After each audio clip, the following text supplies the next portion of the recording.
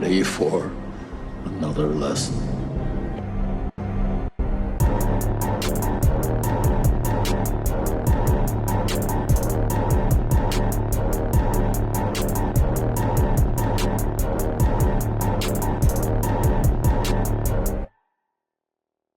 What's up, everybody, and welcome back to Back Row Banter, your favorite casual movie talk podcast. I am one of your hosts, Adam Schwartz, and on this week's episode, we'll be talking about the movie 1917. But of course, before we get to any of that, I am joined today by 19 Nathaniel Gingrich.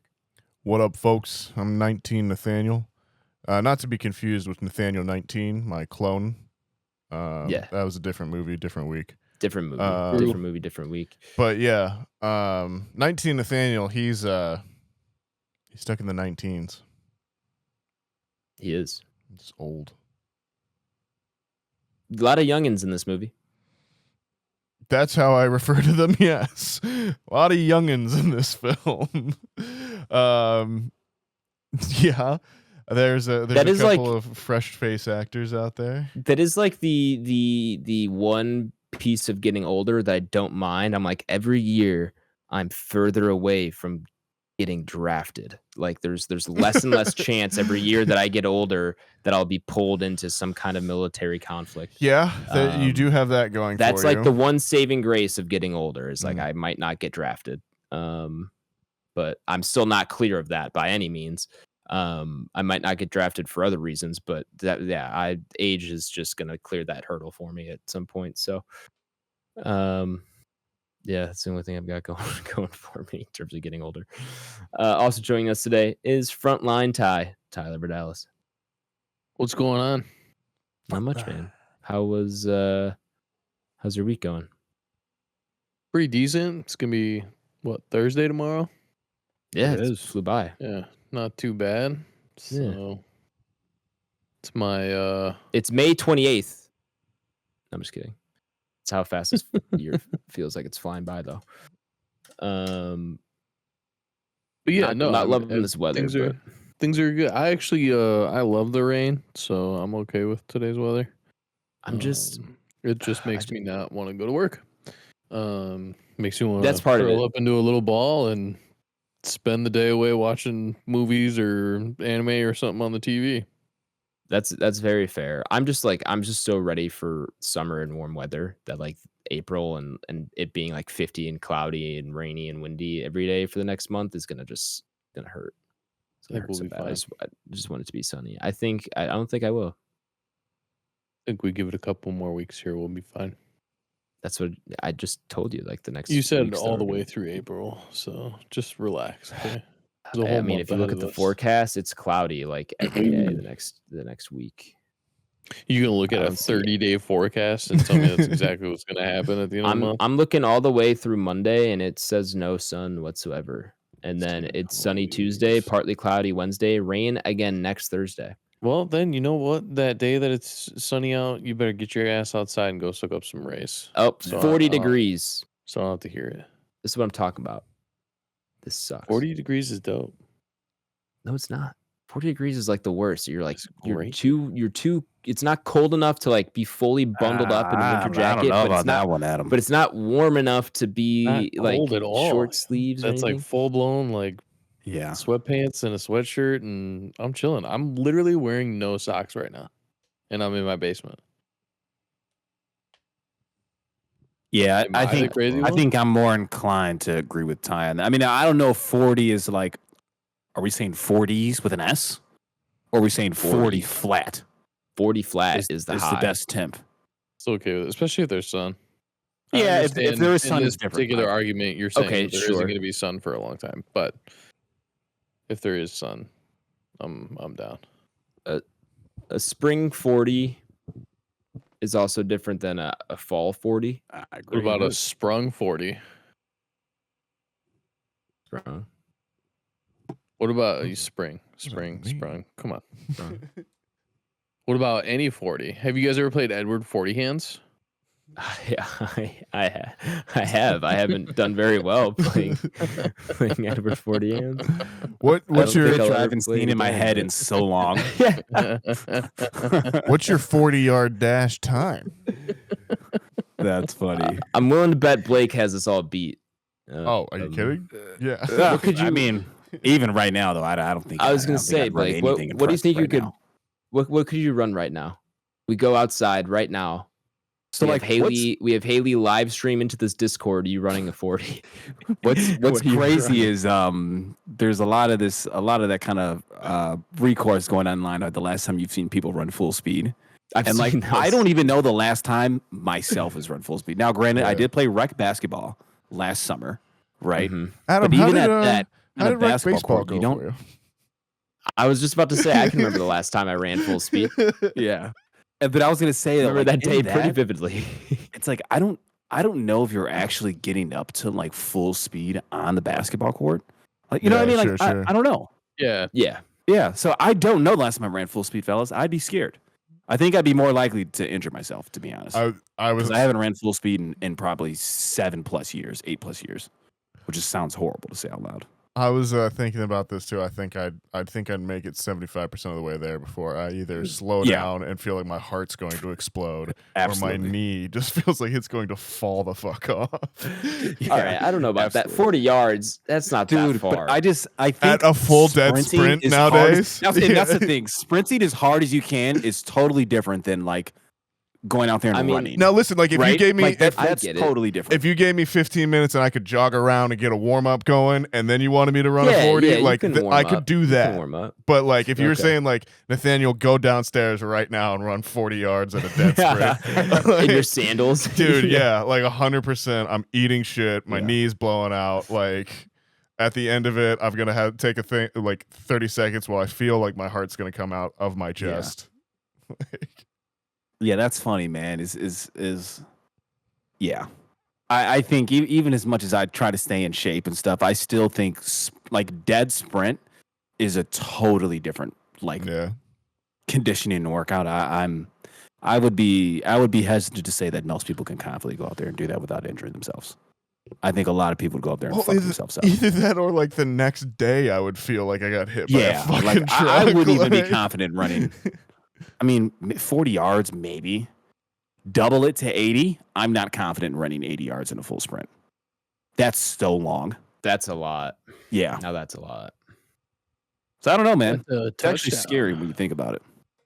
No, it is. I do remember before that baseball game where I dislocated my shoulder, I was like warming up and I was like realizing I've never like tried to run at full speed and throughout college in a long time. For sure. So I was like, I need to run like some laps around the fence really quick. So I did like 1 or 2 like jogs out to the fence and back, and then like on the way back on the second time around, I was like, let me try to fully sprint. It was a little scary. It was a little frightening. Even mentally, dude. If you haven't done it so long, like I was like, what if I fucking like hurt? Like I was like, what if I hurt myself? I ended up hurting myself, but not from running. Not while sprinting. Yeah, not while sprinting. No, it was while diving. But that's a story for a different day. That's fine. Rounding out the squadron today is Mr. sub 5 40-yard dash, big brother BlakeHolder. Now, wait, really quick, continuing this conversation. What is your best 40? Did you? You ran track and you ran. I did. Obviously, in football, I'm sure you guys did some 40s. I did. Testing speed yeah, I did. So the fastest 40 I ever ran is 4:41. Woo! All right. Holy shit. That's some ages ago, though, fellas. Sure. Some ages ago, a much lighter weight. Year that was?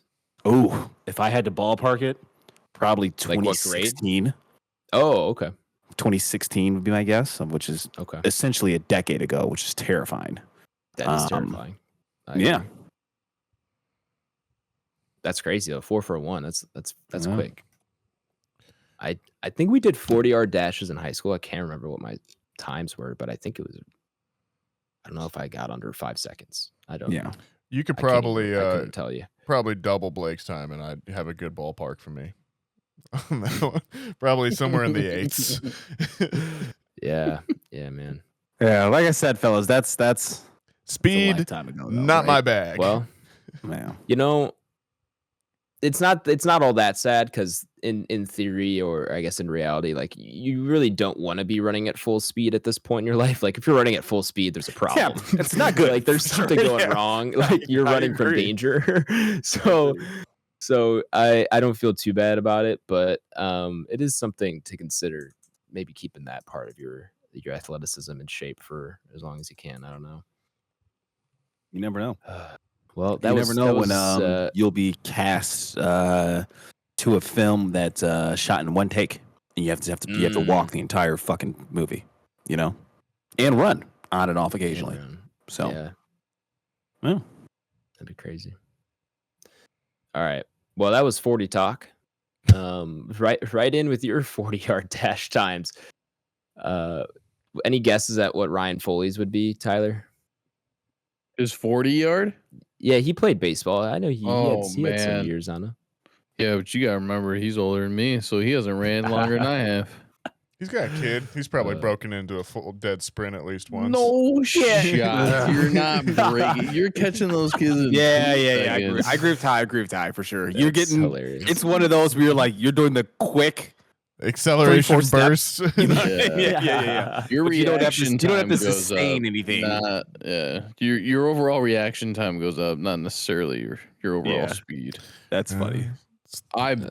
He's got to be somewhere in like, I'd give him the benefit of the doubt, maybe like high fives or like a 6, but even then, because I think who got it like somewhat recently? Was that Worthy at the combine? Yeah, that was 2 years ago. Yeah. Yep. He did something ridiculous, like a 4. Yeah, his was a sub 4.3 or something like that. Yeah. He might have been pushing 4.2s. Yeah, I believe so. That's crazy. So, but yeah, that's Blake's at a 4.41. I'll let Ryan. I have to preface that though. That is while still playing collegiate sports, fellas. I have no idea. Okay. Right now, couldn't tell you. Couldn't even tell you last time I ran full speed. It may have been that day. Very well transparent. So that's the best PR'd. I'm done. Quitting while I'm ahead. Hey, that's it, folks. Do it. That's funny. I'd like to thank the fans.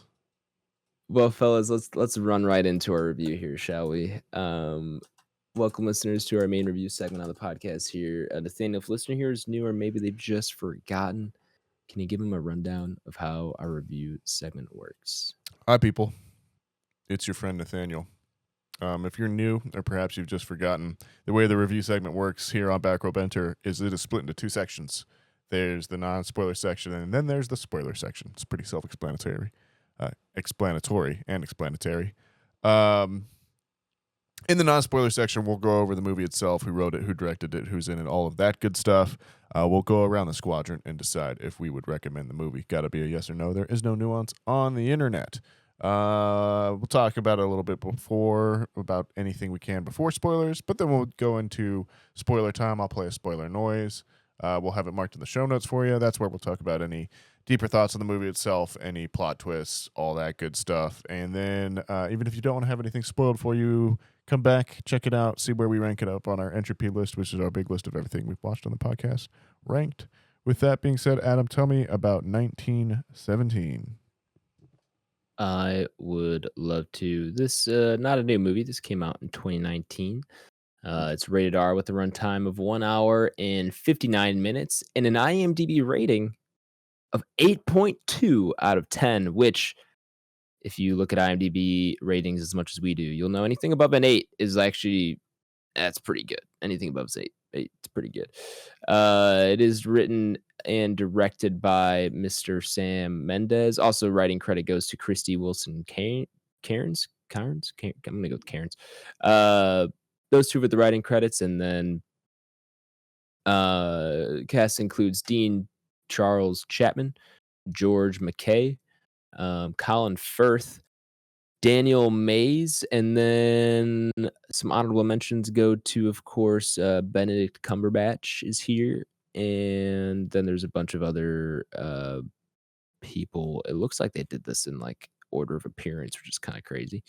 But yeah, I think those are the main actors here. Oh wait, who's the? I wish Nathaniel was here. He could probably tell me.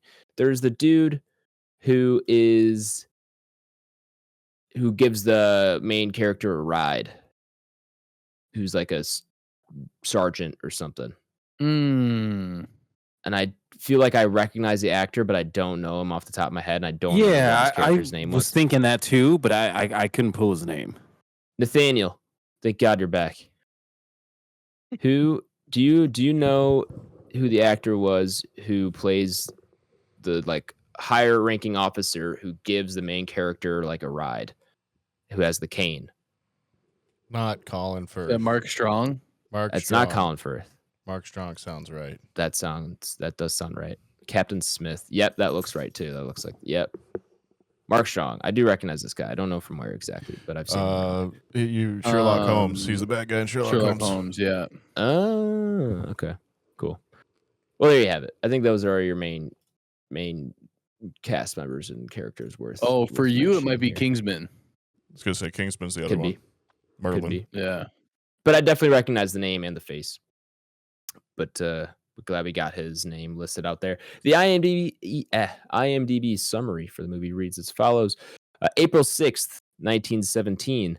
As an infantry battalion assembles to wage war deep in enemy territory, 2 soldiers are assigned to race against time and deliver a message that will stop 1,600 men from walking straight into a deadly trap.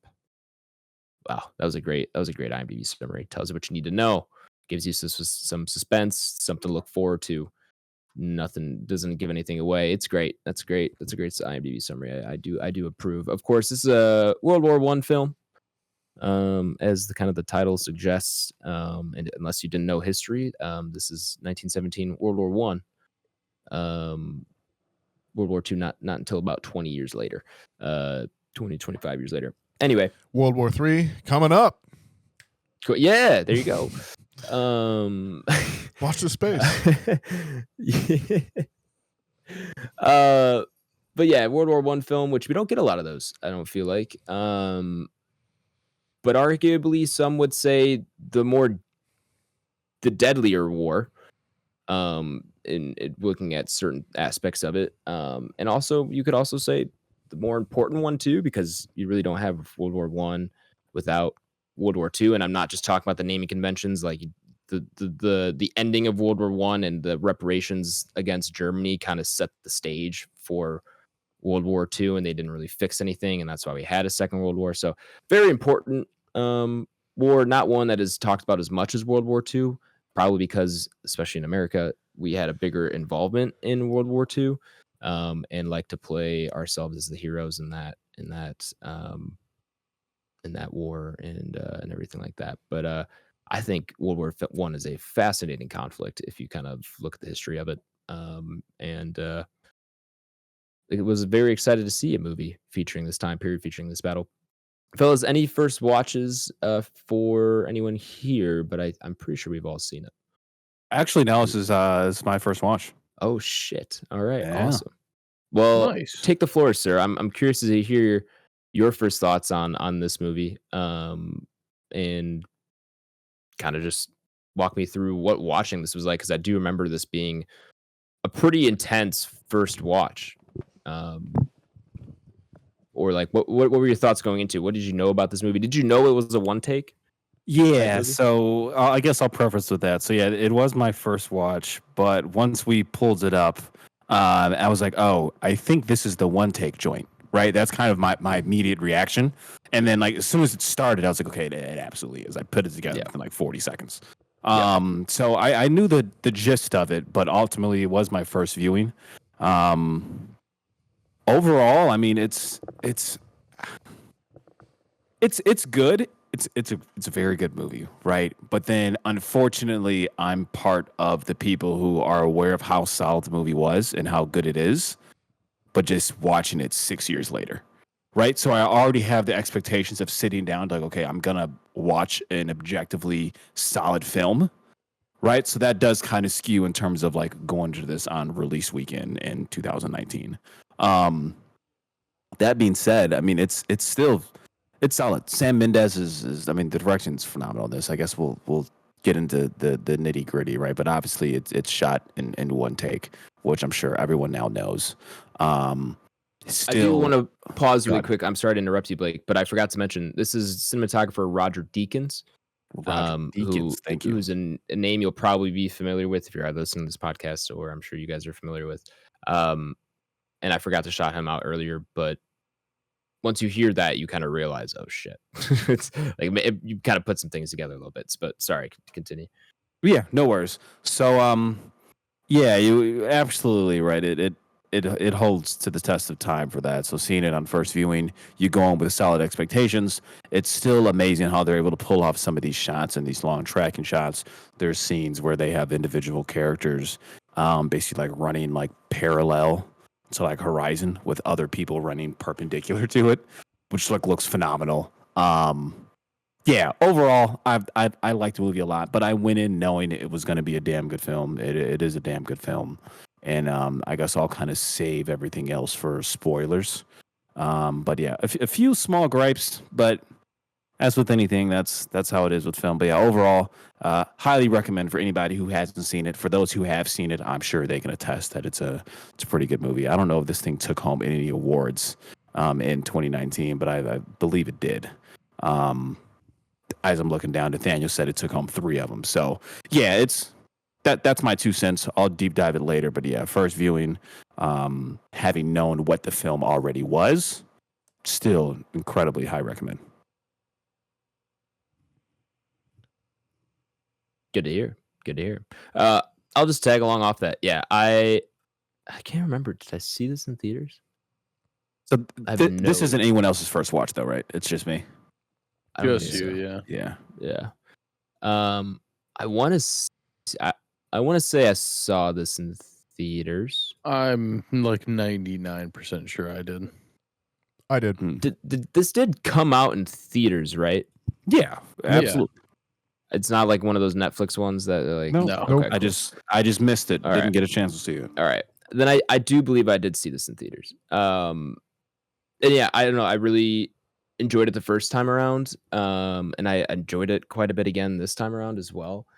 It's hard to say where this stacks up for me in terms of like, war movies, or especially like historical war movies. Comparing this again, there's not a ton of World War I movies to compare this to. So if you're looking at like other World War II movies, Dunkirk comes to mind, Saving Private Ryan, that kind of thing. It's hard to know exactly where this stacks up for me. I'd probably have to even let this sit for a little bit longer. But I mean, I do really like this movie. I think it does drag in certain places, especially in that second half. But that's kind of really my biggest gripe with it. I think it's really well acted. Obviously, we've already talked about really well directed and really well shot. And yeah, I don't know. There's not much more to say about this movie. I think it's really, really good and well worth a watch. And I was happy to come back to it this week. We also never mentioned why we're not doing the assessment like we said last week. Oh, yeah. But the assessment, as I'm sure if you were a listener who went and tried to see that movie, very limited screen times for some reason last weekend and this week. From my understanding, it only came out like 2 weeks ago, and so I don't know why it has such a small release or why the screenings went down. But either way, we had to pivot because the whole squad was not able to catch that movie. So we pivoted to this. This was on the short list. But when we pivoted to this, I was very happy to put this back on. And yeah, I don't know. This is super, super solid movie. I'm interested to see because it's only been I was going to say it's only been a few years. It's been 6 years now since this movie came out. Yeah, because that sounds crazy to say out loud. But yeah, I'm interested to see how this movie will kind of age and stand the test of time, and if this will be looked back on and talked about kind of like a Dunkirk or Saving Private Ryan or that kind of thing of like, do we kind of look back at 1917 as like one of those all-time great war movies kind of thing. So that remains to be seen, but I definitely recommend if you've not seen this already. Nathaniel? Yeah. I saw this in theaters in 2019. I think I saw it twice. I want to say. I think I saw it by myself and then with my brother. I think I've probably watched it once since then as well. So yeah, I was going in this one pretty familiar with it as well. And I think I feel pretty much the same way I felt about it now as I did back then, which is it's a really good movie. It's not my favorite. It doesn't I don't think it does enough for me to kind of elevate it above a bunch of other of those war movies that you talked about earlier, like a Dunkirk or something like that, or Saving Private Ryan. I think technically and aesthetically, it's all very well made, and I think it achieves what it goes out to do. I think for me, I don't quite connect with it. Maybe the same way I do with other movies, and it feels in some ways as feels like a cool experiment, but not necessarily like a movie that I want to go back to a ton, and that I will go back and consider what the characters are feeling at that time or anything like that, and kind of why that line reading is the way it is or what the director was thinking. It was more just kind of this experience overall. So yeah, still a recommend. I would agree with you on that, Nathaniel. There's something here where I'm there's not a lot of substance that's more than 1 or 2 layers deep almost. I'm not coming back to this movie for the deep emotional connections necessarily. There's a good story here, but it doesn't lend itself to being more rewatchable because of those stories and relationships and whatnot. There's somewhat a lack of depth there for me, at least, on this movie. Yeah, so definitely still a recommend, but maybe not as ardently as some of the other movies we've talked about on our Entropy list overall. Tyler, where are you at? Yeah, I'm a recommend. I don't think that this is my all-time favorite war movie, but I think the strongest thing that this movie has is the way that it is shot. Excuse me. And the fact that the timeline is kind of happening in real time, essentially. It's not, something that jumps around a ton. Shows you the actual span of everything. You see every little moment of basically what it is, 2 days. So very intense without kind of too much external drama. They really do a good job at just showing you this story and not trailing off so much. There's a couple shots in here that kind of make it look like it's an illustration in a book in some kind of sense. So I do think that they do a really good job with kind of making some shots almost look like they're 2D in a sense, with kind of the lighting and things that they're playing around with. So very cool aspect there. A lot of respect, obviously, for the telling of the story. But yeah, I don't think it's overly one that I personally had a huge connection with, but obviously to see anybody go through, war and in such a,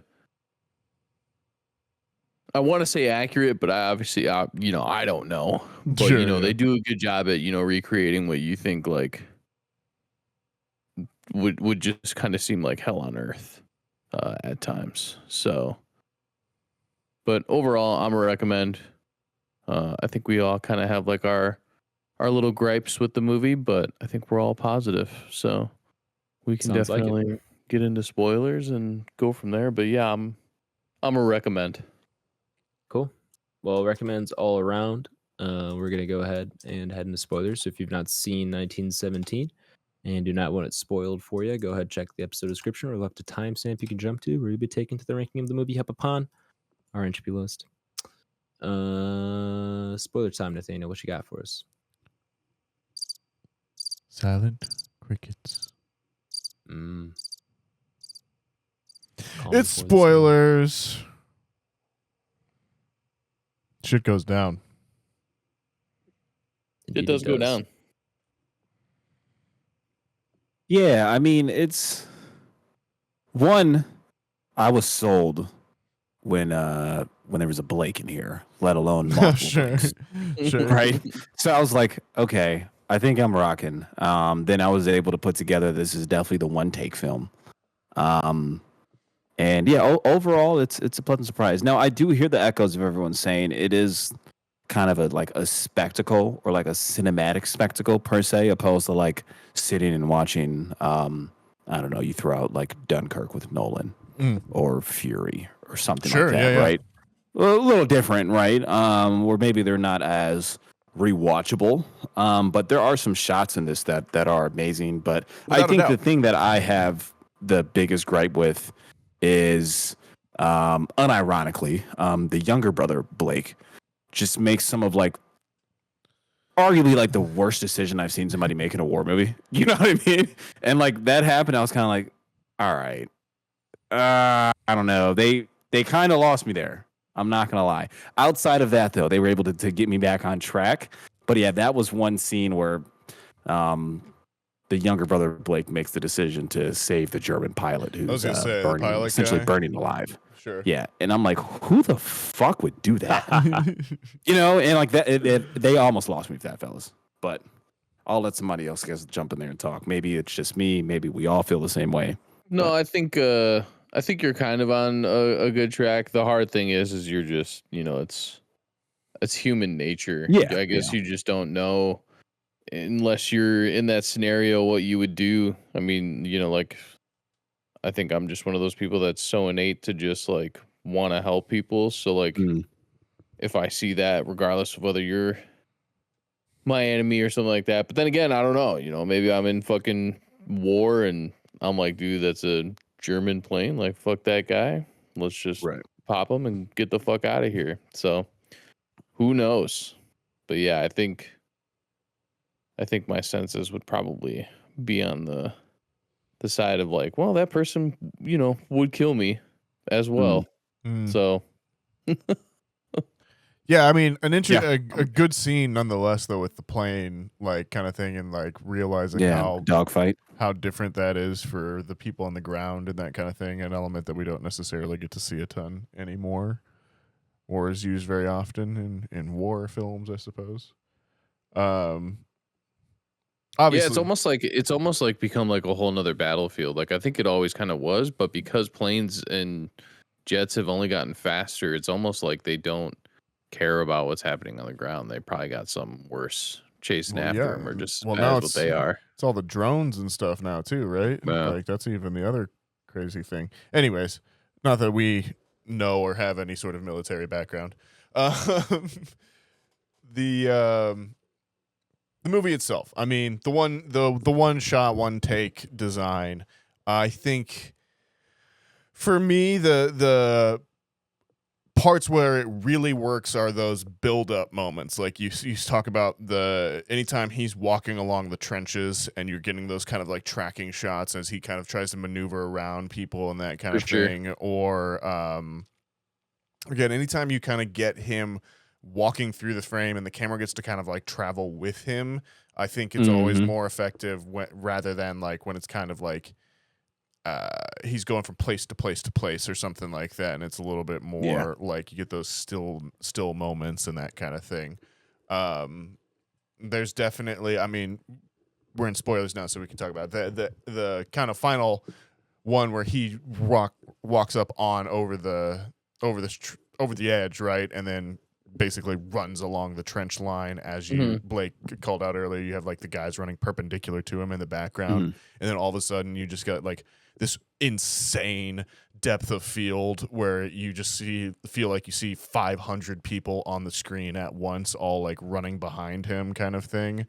That's an awesome shot, right? Like that's almost worth the price of admission just to see that alone. And that's where I think it is super effective. But I think there is something to be said that it does come at the film's detriment at some other parts when you think of it like a movie that's shot more like a a Children of Men or something like that, where you have these like long 8-minute kind of like tracking shots, but then it's intercut with kind of like moments of traditional filmmaking and blocking and that kind of thing.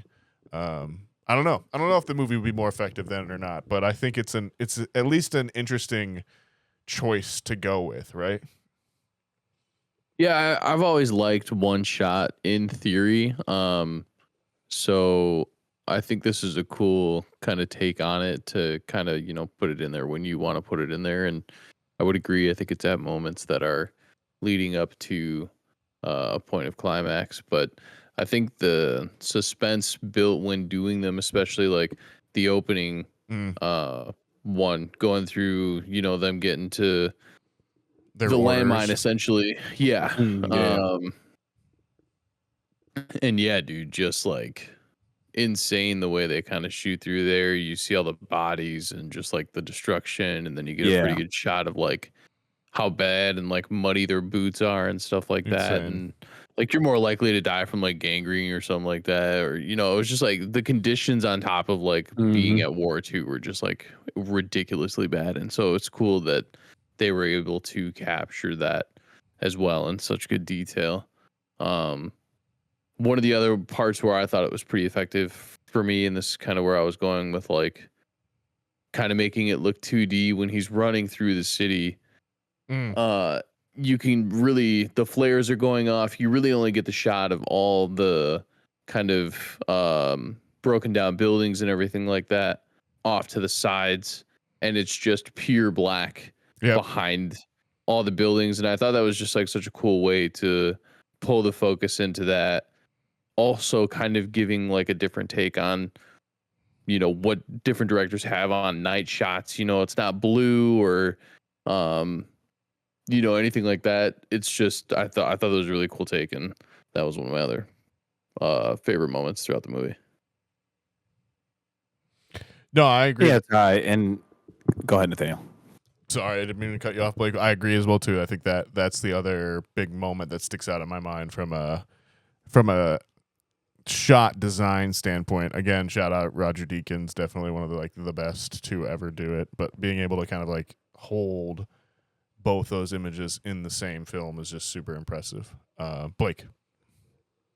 Yeah, I was gonna say in terms of Ty's point of that within the first maybe 30 minutes or so, they Blake and Schofield, they get the orders, right? They have to cross no man's land, and you get those tracking shots that Ty's talking about where you see all the just rotted corpse, rats eating people. I mean, this movie there's a lot of gore in this movie, which goes without being said. There's a lot of gore and casualties within war itself in the real world. And I think this movie does depict that stuff pretty well, where even you got Schofield where they're going through the barbed wire, he cuts his hand, right? It's like a really bad nick. And then maybe 2 minutes later, right, he like falls and puts that hand immediately in somebody's like rotten corpse, which is fucking disgusting. Through a rib cage. Yeah, that's gross. And like, I guess that opens up for another discussion. Like he's got to die from that, right? Like you'd have to.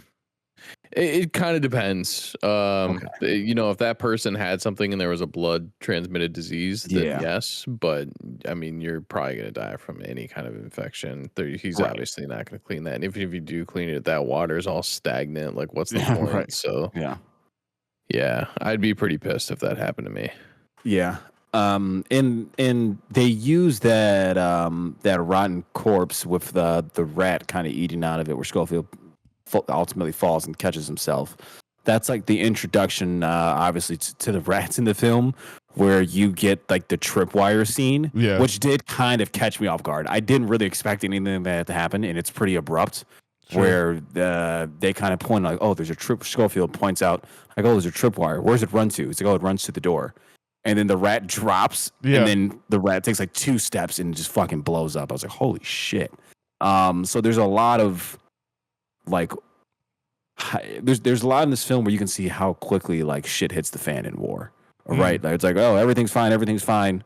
One wrong step, casualty or potential casualty. So it's overall. I mean, I do like it, and we can talk about just the different finite scenes and kind of how they go about the journey. But yeah, it's going into it for the first time, fellas, I'd have to echo. I think I'm a little bit higher on it right now than you all are off first watch. Sure. I think that's fair. Makes a lot of sense. Adam, do you have anything you want to jump in here and say? Yeah, I mean, I think in terms of like the one take stuff, I think it does work really well here in terms of never making you really want to look away almost. Where the one take stuff I do like, because you can tell generally, you can tell when things are happening and how quickly they're happening. And I like when a movie, when it doesn't have any cuts like that, you feel more connected to it, and everything makes a little bit more sense. You're not really the back of your brain is never wondering what's happening off screen, what's happening with these characters, what's what is the timeline here. Like, you're not really trying to play or piece together the timeline of how things are happening or what's going on at different people at different times or whatever. You can just focus a lot more on the characters and what's going on screen. So I do enjoy it for that part of it. The acoustic scene with the shadows, I think, really stands out for me. And the pre-production, that if you've seen the behind the scenes on that, is kind of crazy because Deacon's to like shot list and shot planet, Deacon's like created, I don't know if he created it first or like recreated the model, whatever it is, but has like a 2D scale or a tabletop miniature model of the city and the set, and like was has this light that so he could see how the shadows would play, kind of, and like is basically planning out his shots on this little miniature set, and playing with the lights to see how the shadows will be affected and like where they can manipulate the lighting and stuff. It's kind of crazy to go behind the scenes and look at them, to go through that kind of stuff, and just all the shot planning in general you have to do for that.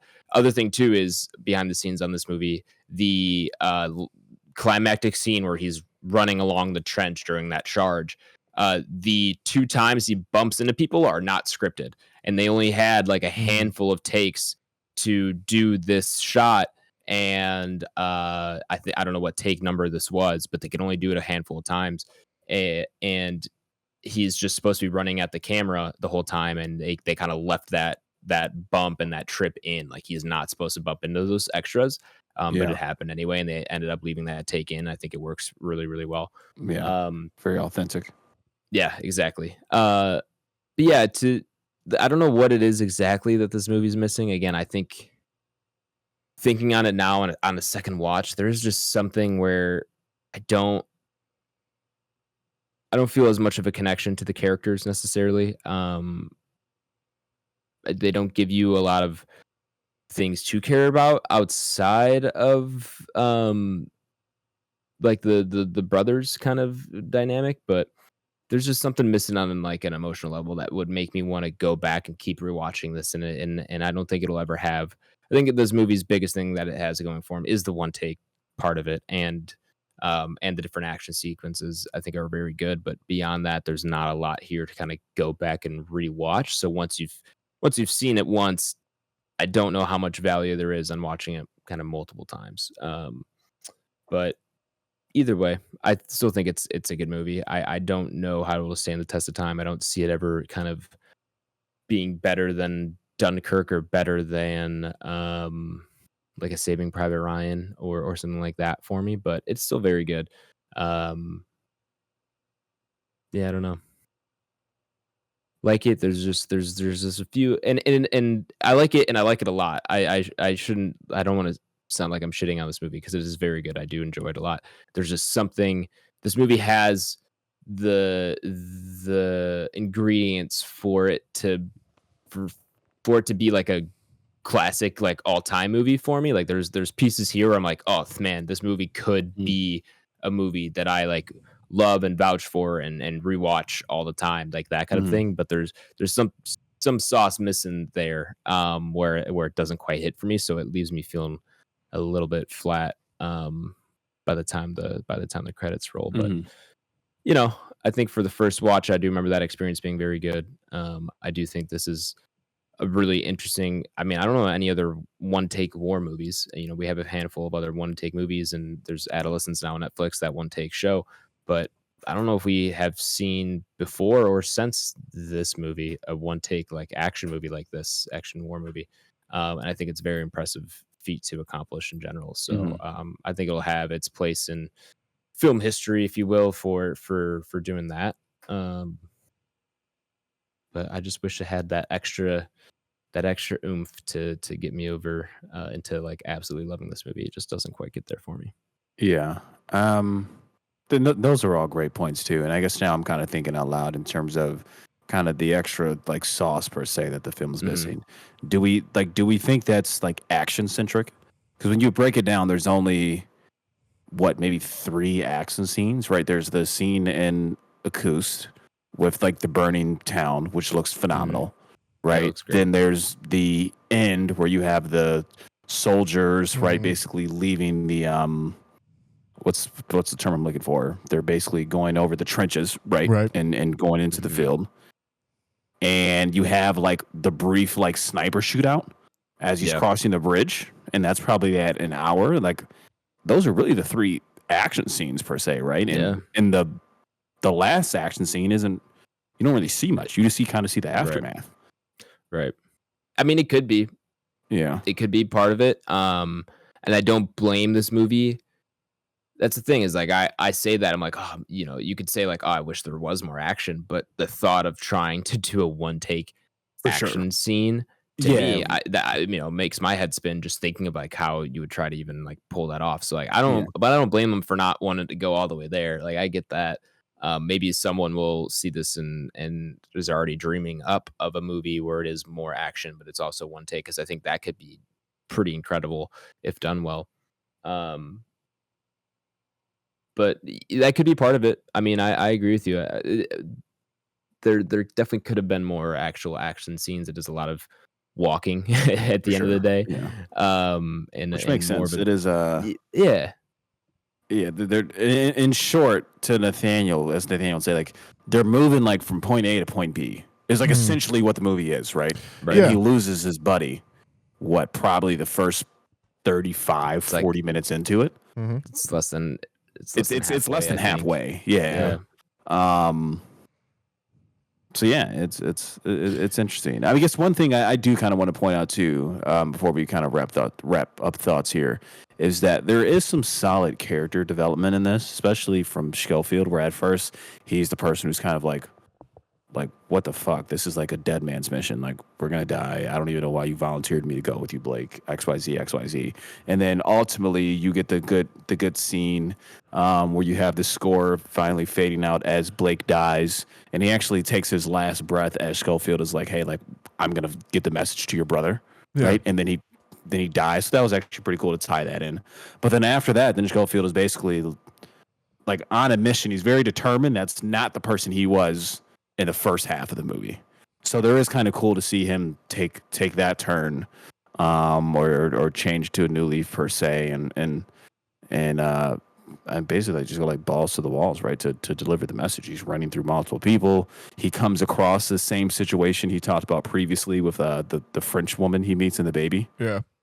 Right, where he talked about like he didn't like leaving home and XYZ. So I mean, there is some in-depth character development, I would say, that you do get out of the protagonist. Yeah, and I think as we talked about, obviously we've harped on the one-take nature of the movie a little bit, quite a lot at this point, but it is a huge portion of it. And one thing I think it does also allow is like I was surprised when I was rewatching this how much of this movie I remembered in order. I was interested to be like, oh yeah, okay, and then I know what's coming up next, and then this is gonna happen, and that's gonna happen. I think that is a byproduct of the one take nature of it, is that it just does order things a little bit more for you and makes you kind of feel like the movie does flow. It can flow really naturally, and I think maybe at some points where it stops flowing naturally is where we also kind of bounce up against it or bounce off it a little bit. Sure. Yeah, I definitely agree. I think my kind of only closing thoughts are one of the things that I don't know if anybody really brought it up, but until like literally just said something about the score, but the score was something that I think deserves a lot of props. Yeah, that's a very good point. Just overall builds a lot of suspense when those one shots are kind of happening, and overall just added a lot to the atmosphere of particular shots. So shout out to the score. And then I don't really know if I'm missing the action in this movie. I don't really know if I'm watching this movie for the action. I don't think I'm even kind of putting this in that category. I think this is just kind of you can just label this as a war movie versus like a war action movie. I think, you can kind of start to draw that line a little bit when you do have so many war movies that are clearly dedicated to not only telling a story, but, having a shit ton of action in it. Like Inglourious Basterds or something like that. Sure. So, I think another one that's kind of like this that maybe I don't remember all the portions of it, but Fury was another one of those ones that came out relatively recently that I don't remember there being a ton of action other than a couple of parts. Yeah. So yeah, I don't really know that I'm missing the action portion of it, or if I'm even qualifying it in there, but I think that will definitely play a part into why some people don't think this is as good. For sure. Yeah. Solid points. Nathaniel, did you have something you wanted to say, or am I missing? No, that was really just the kind of my final thoughts overall. Like I said, I think this is a really, really good movie. I think it's it's a good offering in the war film genre. I think at the time I felt a little burnt out on that genre. I think I still am in some ways, so maybe that's why it doesn't quite always hit as hard as some of the other ones for me. But still, definitely respectable. It's definitely enjoyable. Yeah.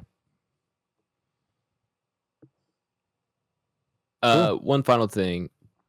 I do think there is good payoff at the end on several accounts. Like I think the him finding the troops that he's supposed to find. I forgot what they're the Devons. The Devons. Yeah, there you go. Their battalion, whatever group of soldiers. I don't know what the proper term is, whatever it is. Once he finds the Devons, I think that's very satisfying. Like you're not expecting them to say that. Like, this doesn't seem like he's ever going to get to where he's going, but then he realizes he's where he needs to be without even really realizing it himself. So I think there's good payoff there. The final run to the commander, like the whole, like, where's Mackenzie, like that thing, like that all plays off really well. And then for sure. once he finds Blake's brother, is their last name Blake? Is that what it is? Yeah, their last name is Blake. Older Blake. Once they find older Blake, which, hang on, is that it's your boy Rob Stark? It is, yeah. Okay. All right. I thought so, but he's like got short hair. There's something off about him a little bit. What's his name again? We didn't call him out at the beginning of the pod. Richard Madden. Richard Madden. Yes, that is correct. Richard Madden's in this as well. But the payoff there at the end to get to the brother, I think that is a nice little bow on everything. Yeah. And I think it all does lead up to what is a pretty satisfying ending. I think that's a pretty good point for all the, like, good final act there for the movie to end on. Yeah. And also, sorry, go ahead.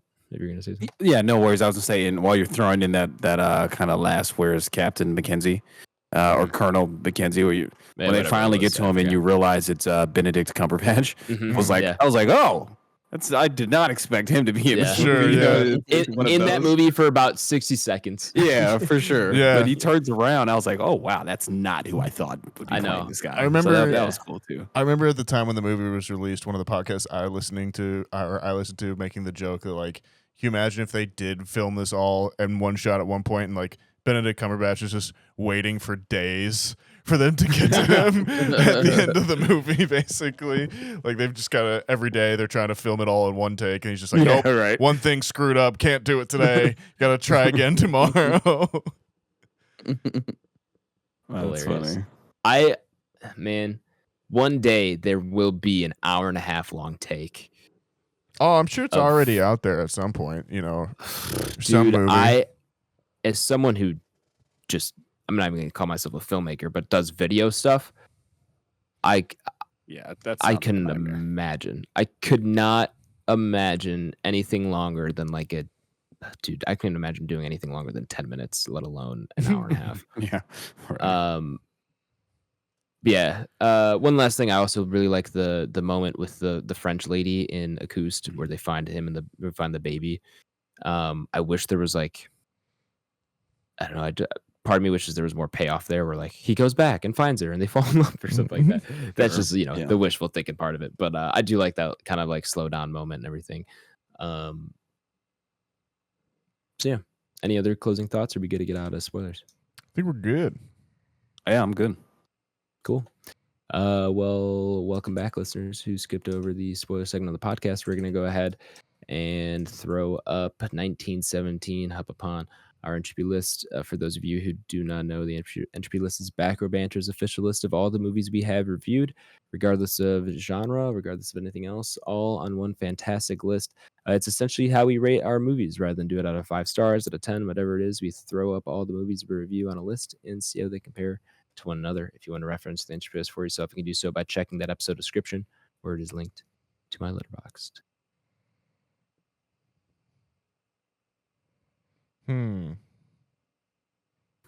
This one's tough, fellas. Sure.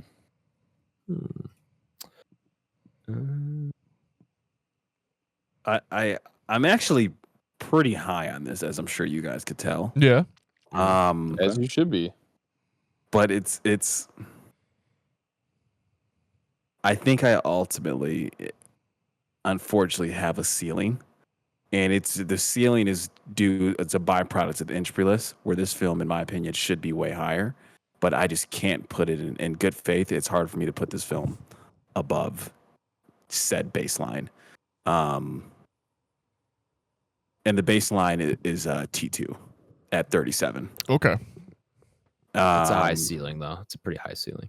Yeah, I'm high on this film, though. So I mean, honestly, okay. I think I'm looking at that. I'm looking at Spider-Man Into the Spider-Verse, Dune, Back to the Future. Honestly, I think I'm going.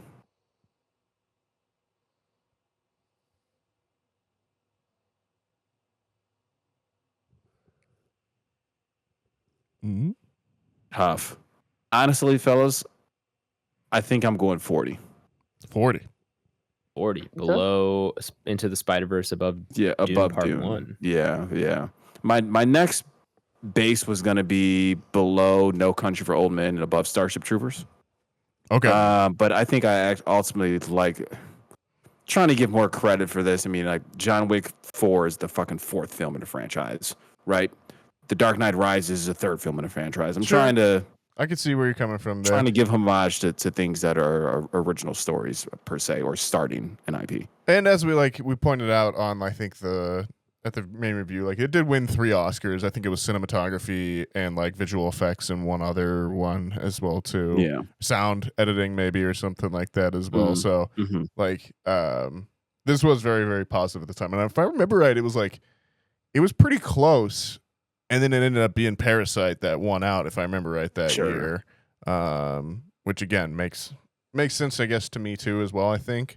But at least you to your point, you have 2 original ideas there. Yeah. Not part of a big franchise. I'm definitely gonna be lower than where Blake is at 40. I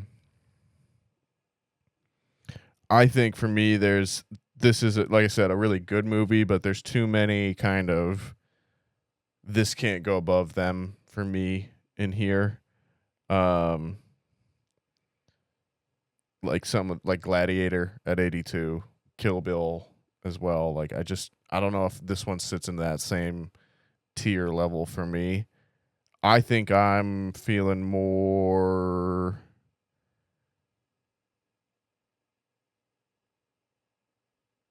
96 below Terminator, above Dr. Sleep. Mm-hmm. Fair. Okay, that is dramatically lower than even I thought. I mean, like, yeah, but then hearing it, like, even like, I'm for reference, my baseline was, or my ceiling was T2. Even the first Terminator's not a bad movie. Yeah, no. Like, you know what I mean? I'm not saying it is, but for context, Dr. Sleep, you got Dr. Sleep, then Wakanda Forever, Power of the Dog, Weathering with You, Paid in Full, District 9, you know. This is just Nathaniel's way of saying he hated the movie. It's fine. Yeah, exactly. Yeah. Worst movie ever. Nope. That's true. That's where I'm going to be. All right. Ty, you got your spot. Where are you going? Jinx. Yeah, I know I'm going. Go ahead. Let me just pull this up again real quick, just to make sure. I know where I'm going. Actually, let me just. No, I know. I just wanted to make sure I was gonna get the movies right. 70 below Suzume, above Scream. Dude, that was my spot. Let's go. Man, let's go. Scream's dropped that low. Scream has dropped that low as well. Scream has dropped that low. Yeah. I don't have the soft spot for that movie that you guys have, so I'm like not mad about it, but I still do respect it. Suzume is Suzume. Awesome. That one's a fan favorite of mine, obviously. It's like we always say, anything in the top 100, you're pretty much guaranteed to have a good time at the movies. Like, for sure. We've got a lot of great movies on this list. But I'm at 70 as well. Civil War was my ceiling, and I feel pretty confident about all the movies above Civil War being better than this movie. That's one I want to rewatch again. Feeling oddly prescient. I should rewatch that. The sound on that movie was still fucking. I've got it on 4K, fellas. Let me know. We can Did you see his? He's got that new one that they're doing too, Warfare. That's like the Garland. Yeah, that's Garland. That's got it. That's like a. Oh yeah, it's like a modern one, right? Like Modern Warfare. Yeah, I have. It's supposed to be seen the trailer. Fucking insane. They keep talking about it like it's crazy. Release date is April 11. That's like soon. It's next week. That's crazy. I didn't know about that. That's crazy. No way. All right. Anyway, remember when movies had marketing? Yeah. Remember when movies were in theaters for more than 2 weeks? Yeah, right. Not one showing at 9:30 o'clock at night. Yeah. What is this? What is this, man? Anyway, where's that put us? Average rating of Funny Enough 69. Ayo. We have to tiebreak it with Suzume. AO is correct, but not AO to the fact that we've got to decide which is better, this or Suzume. I'm going to vote above because that's how I originally had it. I'm also going to vote Suzume above just because. Yeah, cat. I get Nathaniel. Do you want to vote? I guess you're the tiebreaker. I would probably rather watch Suzume before I'd watch this again. Okay, perfect. I'm in agreement with that. My proposal, which I think we all know what my proposal is going to be. At this point, can we just put it at 71 and put it below Scream, or is that also? Oh yeah, that's fine. Is that also not on the docket? That's fine with me. I think that's breaking the rule. It's not in contention with that movie. It's in contention. That's fair. That's fair. I'm reaching, but I really don't care. Yeah, I know I'm reaching. Do it by all means. I don't have I'm not strongly opposed to it, but I also I don't know. Maybe this movie is better than Scream. I don't know. It's you know where I'm making that. And where I stand with 40, you, Blake. But I do hear you though. In theory, I'd rather watch Scream than this movie 10 out of 10 times. I'm with you there, Blake. I do love how Blake's 40. Actually, I'm gonna want it one more lower. Can we do one lower? Yeah. This is the madness of the Entropy list. It is. Brings it's out horrible, dude. You know what, Blake? Worst of all of us. I'm gonna say let's keep 1970 at 70. Below Suzume, above Scream. But if you want to come in July, if you want to come in July and move Scream up, you will likely have my vote, depending on how high you were trying to move it. Okay, all the way to number 1, baby. Okay. Hey, I don't know, man. I might be able to talk Nathaniel into that. Ty, me and Ty, you got to talk to. It's actually really just Ty. You got. Well, that's it. So it's really only Ty. You know what I mean? We might be able to do something. Do a little under the table deal. We just all. You know what I mean? We'll move one of the Lord of the Rings up there. Yeah, we all start voting our. I really don't like our favorite up there. I'm interested in trades, so you guys just let me know. It was only a matter of time before we went full collusion on this, right? Essentially, we did make it 3+ years, right? Like doing everything by the book, and now it's like, all right. That's like we get a rotating number 1 every yours can be the favorite number 1 for 1 year, and then we got to switch it the next year again. I'll trade you a number 1 pick. Top 25 pick in 2026. There's our answer. We make this a Monopoly style board game, and that's how we get rich off this podcast. Anyway, 1970 is at 70. 1970. I think I said 1970. This would be a different movie if it took place in 1970. It would much be more different. Vietnam one take. There you go. I mean, good. I don't know if it'd be a war movie though. It'd be a lot of. Well, it depends on where. When did Nam end? Was that 69? Are we stretching it at 70? I don't know. When did the Vietnam? We'll go to our native history buff, Nathaniel. Me? Wow. Yeah. 1975. Oh, me? 75. 75. All right. Cool. 70 it is for 1917. That's it for our review this week. Next week, fellas, we have The Accountant on the docket. I actually haven't seen that. And let me preface this. I have seen the movie, but I think I've only saw it one time and in theaters in 2016. When did the movie come out? 2014? That it was 2016. 16? Okay, yeah. Currently streaming on Max. So that'll be interesting. I haven't seen that shit. Are we good to watch that? Any objections? Because they do have the second one coming out here in a couple weeks after. Are we doing the second one? Is that why we're in preparation for it? That's kind of why we put it on the list. Is that one of those movies that we want to do double up? A double ranking? We can. All right. Why don't we just discuss this after the podcast, and I'll have Postpod Adam come in right now. Hi Postpod Adam. Hi Adam. Hello.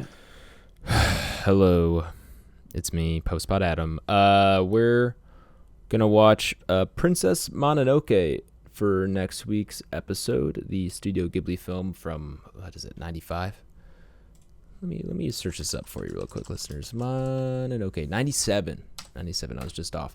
But go check that out. Gonna get another Studio Ghibli on the Entropy list. This is actually in theaters right now. If you're listening to this close to release, I don't know for how much longer, but you can catch potentially an IMAX screening if you're lucky enough, or you can just catch it on a regular screen. But it is in theaters for a 4K remastering re-release that they're doing, which is awesome. But if you don't want to go see it in theaters, it is available, I believe, on Max currently. So you can go check it out there, check it out in theaters. Either one works. But either way, join us for our review of Princess Mononoke next week. Fucking making me do so much editing. God damn it. Go ahead and cut this. No, I'm not cutting anything. Yeah, go ahead and just cut this, dude. I'm not going to cut it. I'm not going to do it. You could cut this right here. Clap. Someone clap. Adam, clap. Adam, cut this. Cut this. Okay, we're going to cut it here. Timestamp it. Cut it. God, I hate this. All right, cool. Well, I don't know what Postpod Adam just told you to watch, but go watch it. And then join us for our review next week. What we're watching, fellas? Anyone got anything fun on their what they're watching list? Leah and I started Landman. Oh, my girlfriend loves that show. Yeah, it's pretty good. We watched 2 episodes of it, and I was not loving it. So I said, can we watch something else? Yeah, Billy Bob Thornton's pretty good. Is he the main guy in that show? Yeah, he is. I didn't like him in this show. I like Billy Bob Thornton, not in this show though. I don't know what it is about him and his character. He was rubbing me the wrong way. And that's okay. Yeah. Just couldn't get into it. That's okay. Bad Santa sure is it's also good, though. not a bad movie. Yeah. I've been watching things. Yeah, I don't know if there's anything else crazy. I'm sure there's something I'm missing. Did you finish Common Side Effects season 1? I did, yeah.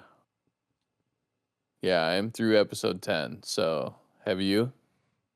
I have not finished 10, but I have seen through 9. But no, I haven't kept up. Oh man. I would recommend 9 is fucking insane. Yeah, it's nuts. So I'm excited to watch the finale here.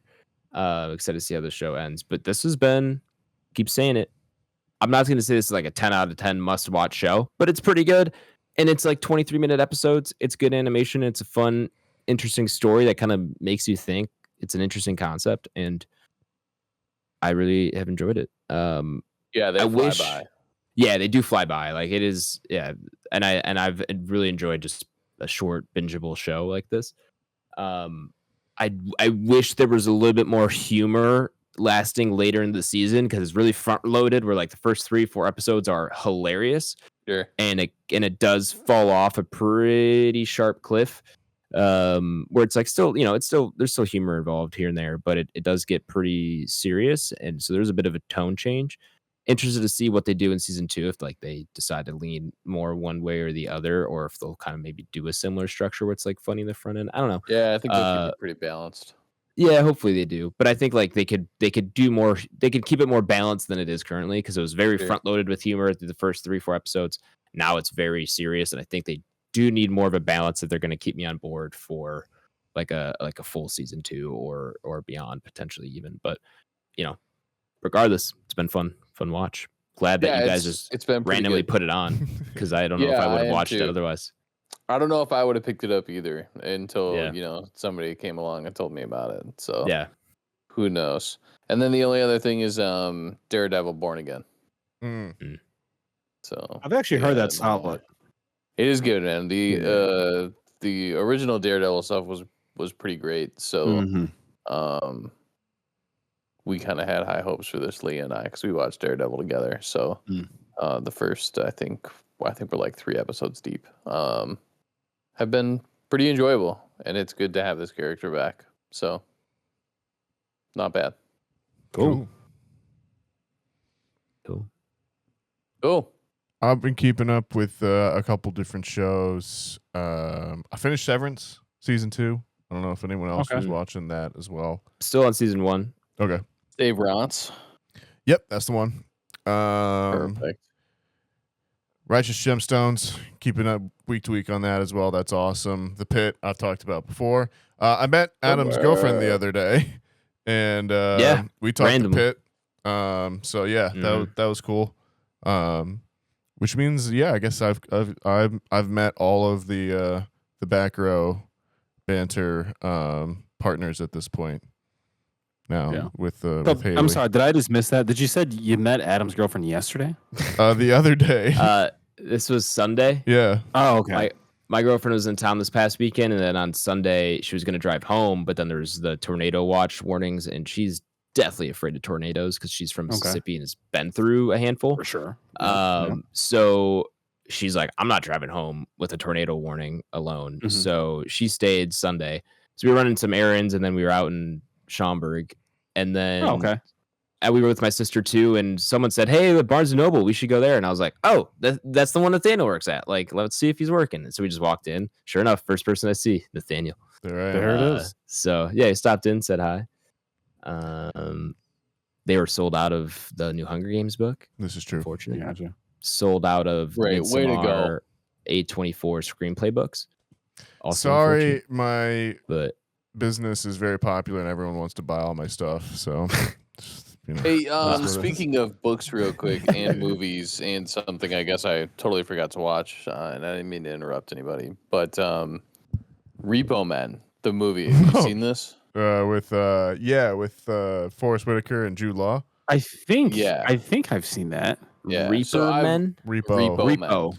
It's in a future where you have to rent your organs, and once you miss payments, Repo Man, they come and they take your organs back. So it's Repo. It's Repo Men. Yeah, Repo Man is the cult classic from the late 70s, early 80s, if I'm not mistaken. Yeah, I see it now. Well, anyway, sorry. There's a book based off of this, isn't it? They bring it up in the end of the movie. It's literally a book he's reading at the end of the movie or something like that. Of Repo Man? Yeah. Oh, I don't know. Yeah, it's called The Repossession Mambo by Eric Garcia. So if you can get your hands on this would be something I'd be interested to read. I will see what I can find out for you, sir. Yeah. Yeah. If this is we got to pay somebody, in the warehouse. Yeah. Get it under the table. Yeah. It comes one of the dark rooms in the warehouse of Barnes and Noble. For some reason it's bound in human skin. We don't know why or how. Yeah. It just is. Yes.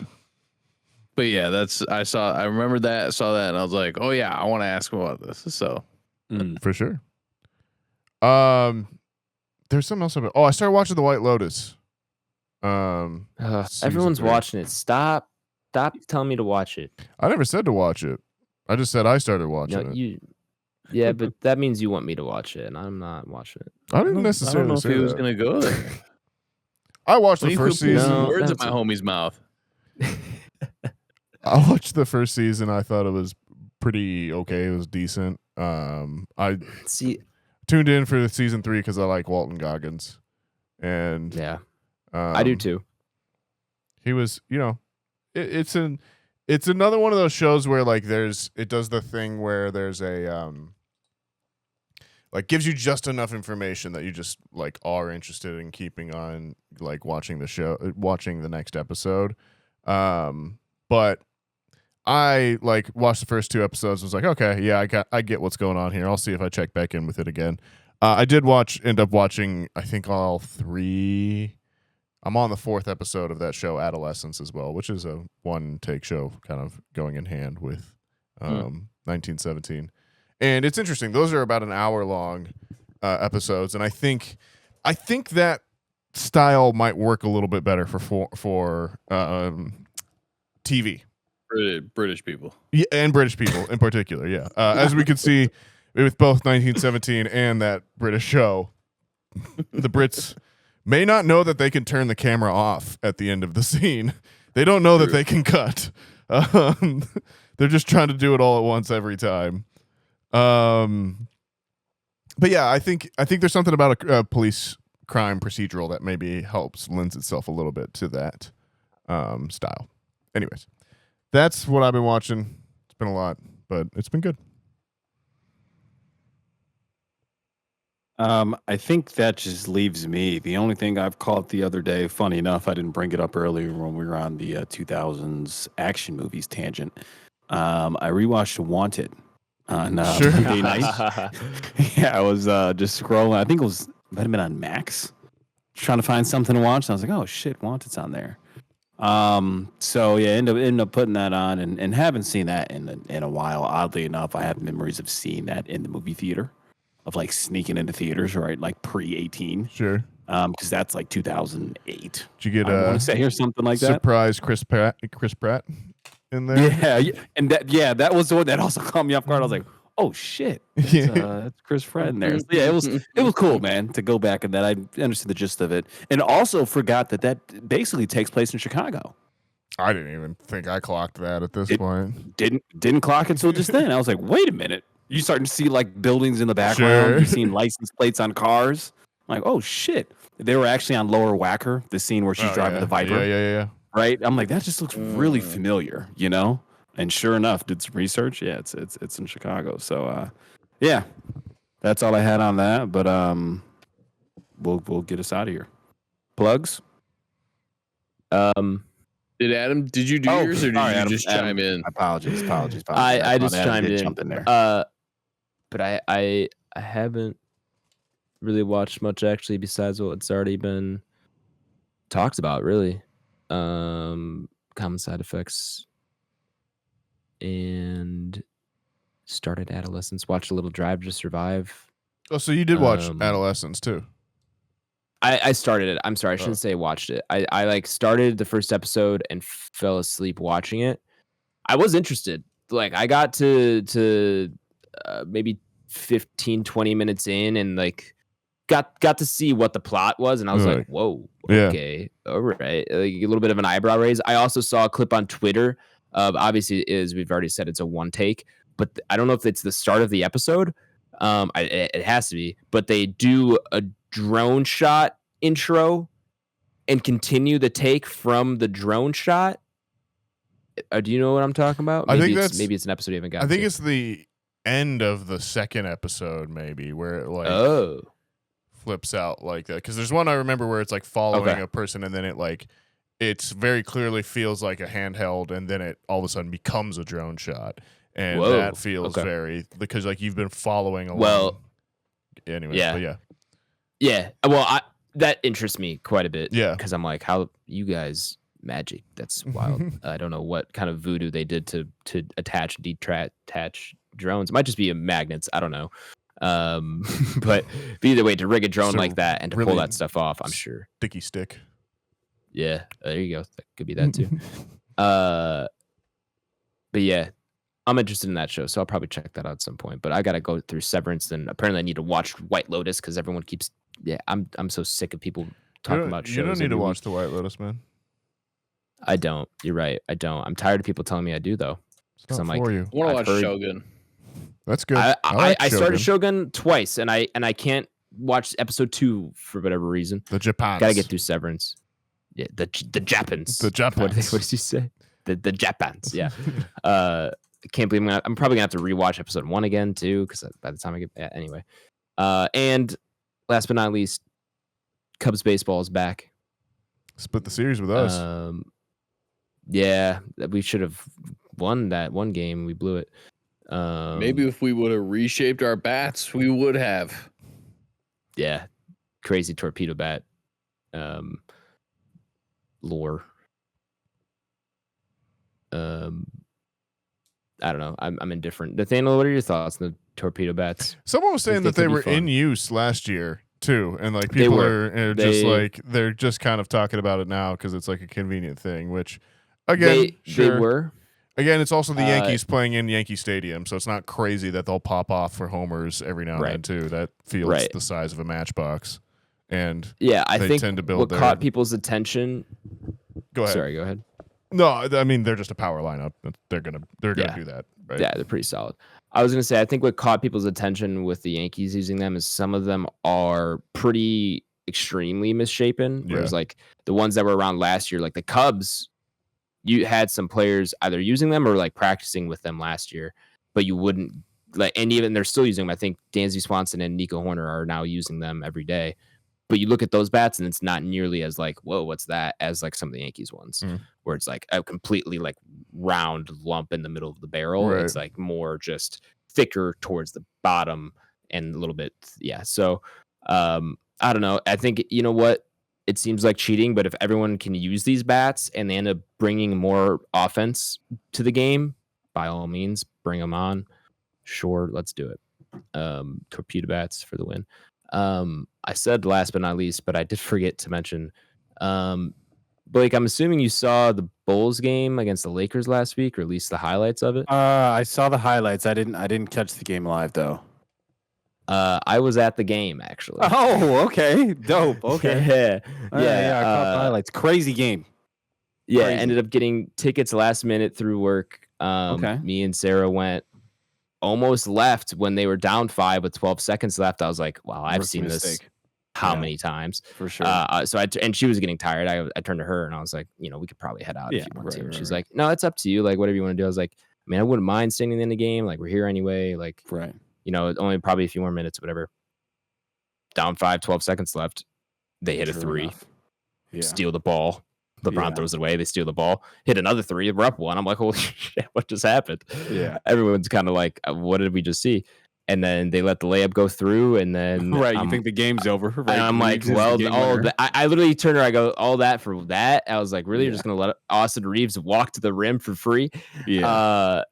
And then I see Giddy pulling up from half court. I'm like, yeah, right, for sure. Oh man, that's the shot we get off. But that was like blackout. So it's gotta be for electric a second, in real life. Oh my god, it was awesome. And then I look at down after he hits the shot, and Giddy's still holding his foul through, like kind of walking towards my direction. It was crazy.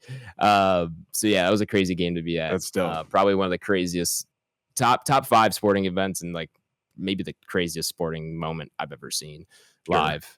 Because I've never seen a buzzer beater like that half court or anything, let alone down 5, 2 steals. Yeah, I feel to go up 1, then down 1, then that was like one of the craziest endings I've seen to a basketball game ever, let alone live. Like, that was nuts, crazy game to catch.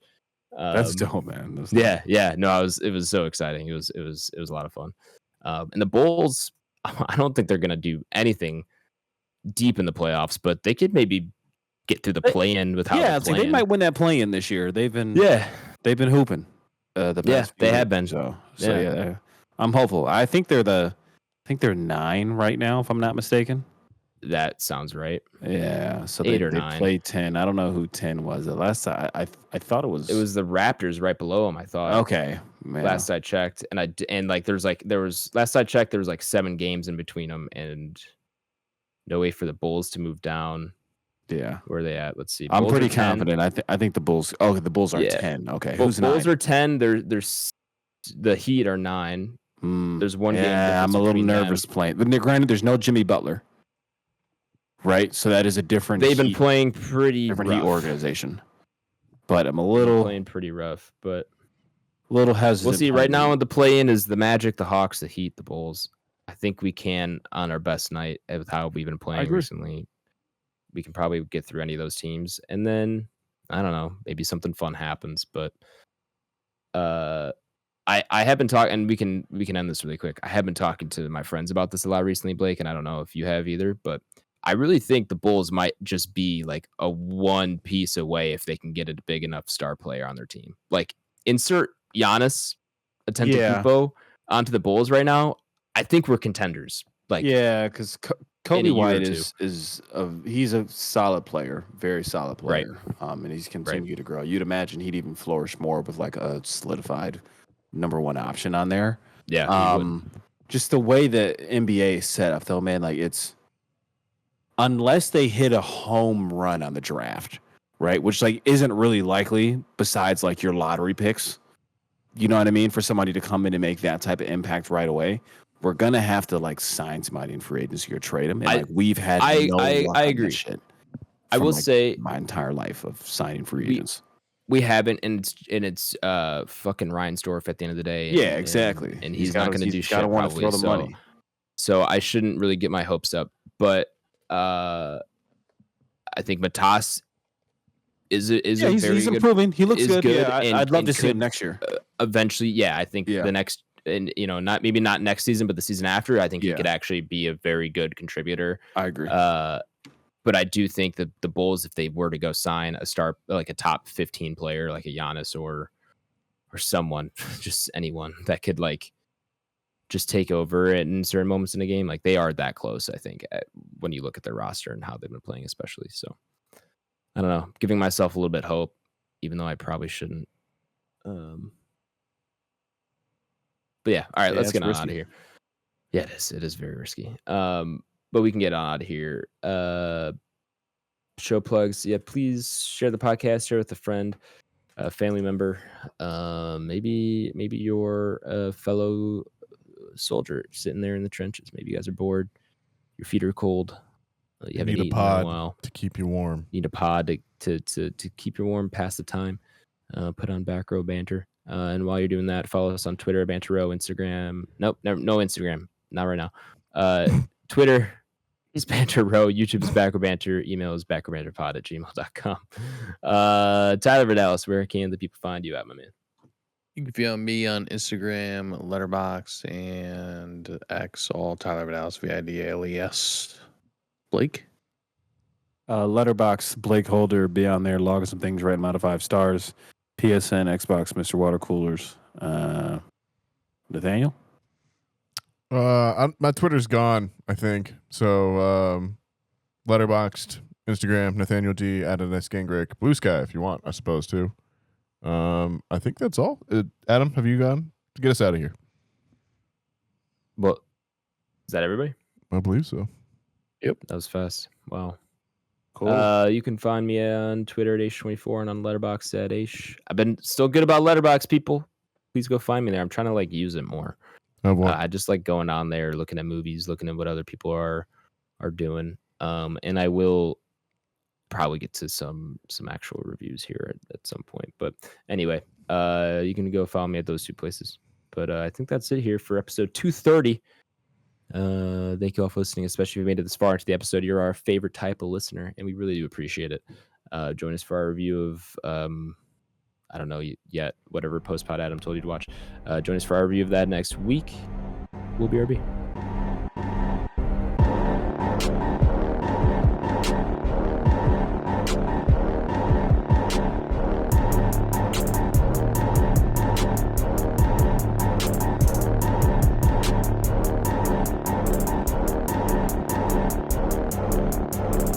America.